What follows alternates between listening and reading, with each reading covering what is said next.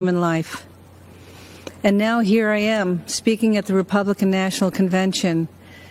I guess you better be careful for what you pray for. My journey to religious life was not a traditional route, if there is such a thing. In 1978, as a medical school student at Georgetown University, I joined the Army to help pay for my tuition and ended up devoting 29 years to the military, serving as a doctor and a surgeon in places like Afghanistan and Egypt's Sinai Peninsula. After much prayer and contemplation, I entered my religious order in 2002, working to serve the poor and the sick in Haiti, Sudan, Kenya, Iraq, and in Washington, D.C.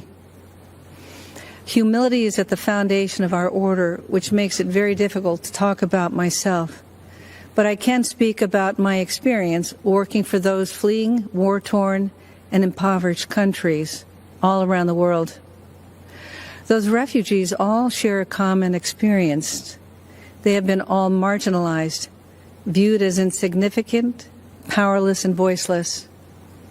And while we tend to think of the marginalized as living beyond our borders, the truth is the largest marginalized group in the world can be found here in the United States.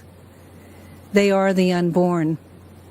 As Christians, we first met Jesus as a stirring embryo in the womb of an unwed mother and saw him born 9 months later in the poverty of the cave.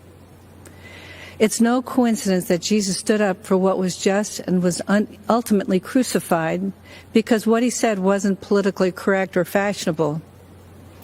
As followers of Christ, we are called to stand up for life against the politically correct or fashionable of today. We must fight against a legislative agenda that supports and even celebrates destroying life in the womb. Keep in mind, the laws we create define how we see our humanity. And we must ask ourselves, what are we saying when we go into a womb and snuff out an innocent, powerless, voiceless life? As a physician, I can say without hesitation, life begins at conception. While what I have to say may be difficult for some to hear, I am saying it because I'm not just pro-life, I'm pro-eternal life, and I want all of us to end up in heaven together someday. Which brings me to why I'm here today. Donald Trump is the most pro-life president that this nation has ever had, defending life at all stages. His belief in the sanctity of life transcends politics. President Trump will stand up against Biden and Harris, who are the most anti-life presidential ticket ever, even supporting the horrors of late-term abortion and infanticide.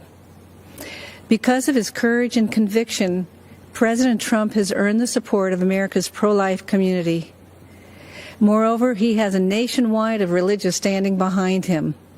You'll find us here with our weapon of choice, the rosary. So thank you, Mr. President. We are all praying for you.